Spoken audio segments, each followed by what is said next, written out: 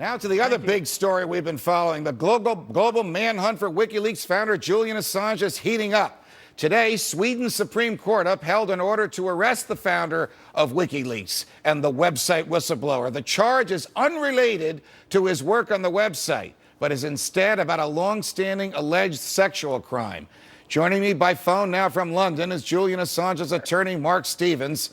Mark, we enjoyed your interview yesterday. Welcome back to the show.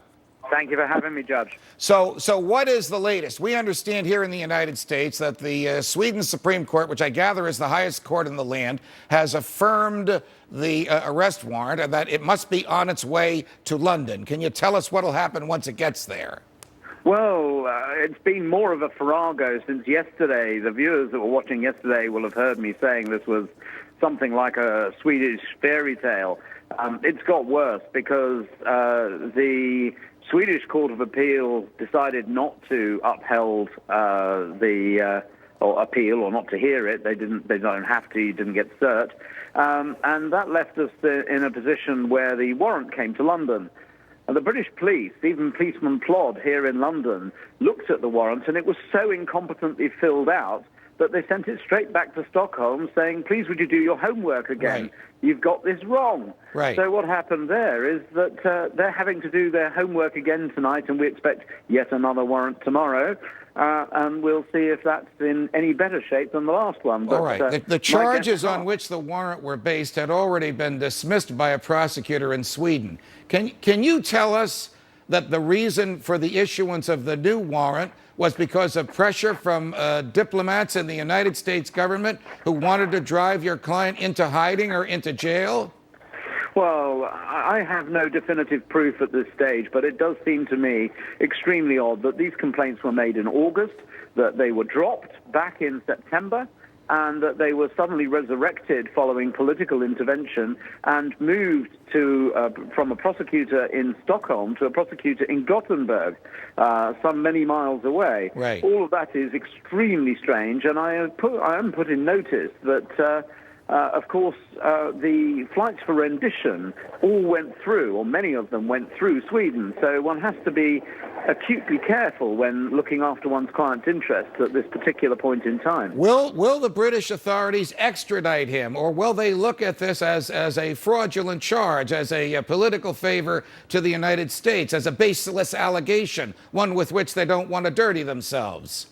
Well, I think they don't want to dirty themselves. We've now actually, the Court of Appeal in Sweden has thrown out the rape charge, and we're now with a somewhat odd charge, which is not a crime, as you'll know, Judge. It's called sex by surprise. And sex by surprise is apparently a criminal offence in Sweden, but not in London or in New York. Very interesting. Mark Stevens, thanks for joining us. Thanks for keeping us up to date on this fascinating international story. And good luck to you as you defend freedom. Are the WikiLeaks revelations harmful to America or helpful? Should Julian Assange be arrested and prosecuted or applauded? The populist reactions echo what Michigan Congresswoman Candace Bergen said on the floor of the House of Representatives earlier this week. Listen to this. Well, I have an idea for Attorney General Holder. Shut down WikiLeaks, which represents a far greater threat to our national security than the sale of fake Louis Vuitton purses. It's time that the Obama administration treats WikiLeaks for what it is, a terrorist organization whose continued operations threatens our security. Shut it down. Shut it down. It is time to shut down this terrorist organization, this terrorist website, WikiLeaks. This is not only unconstitutional, it's ridiculous. A terrorist organization? My next guest says, give me a break. It's his patented phrase. John Stossel, my buddy and Fox Business Network colleague and host of Stossel, joins us now. Are you and I like the only two who are in the media who are more interested in freedom than the niceties of how he got these documents? Well, probably not the only two, but isn't it nice that here at Fox Business we're allowed to differ a little bit and argue with Bill O'Reilly, who says he's a sleazeball and all that? As we have. But what's the big picture here? Has the Obama administration denied that these are truthful? No. Have they said they're false documents? No. So we can assume that these are the real things, that we know more truth about the government today than we did before these documents were dumped? Isn't that a good thing? And isn't openness generally a good thing? And you look at the history of some of these leaks. You look at the last leak from WikiLeaks. Innocents will die, said the former CIA director. But then Defense Secretary Robert Gates reviews it and says, well, it doesn't look like any sensitive intelligence data were revealed. I mean, again and again, the screaming, this is terrorism, but what is it about the government in which it writes laws that protect whistleblowers? You can squeal on your boss, you can squeal on Big Pharma, you can squeal on your colleagues, but squeal on the government and they want to lock you up? They want to use the military to take your hardware out? What about the First Amendment? What about the right to deliver the truth? And why do we have so many secrets? The administration acknowledges more than 1 billion documents are labeled secret.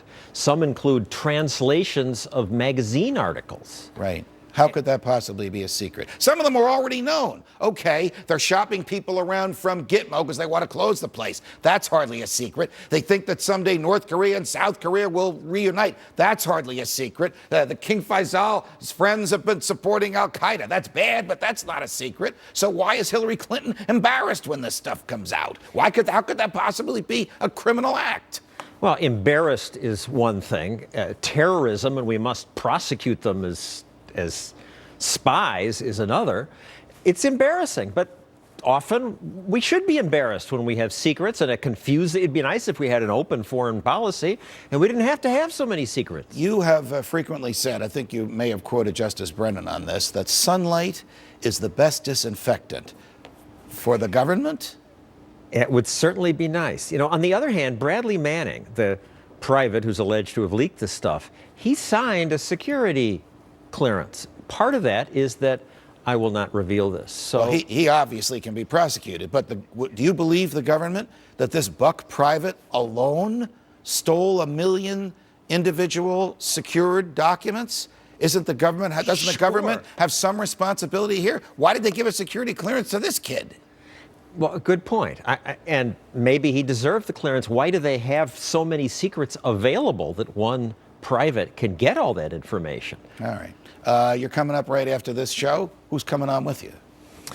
Who's coming on? Well, we have all kinds of guests talking about our coming bankruptcy in America. I won't talk about the guests, but to me, this is the biggest issue. WikiLeaks is small by comparison.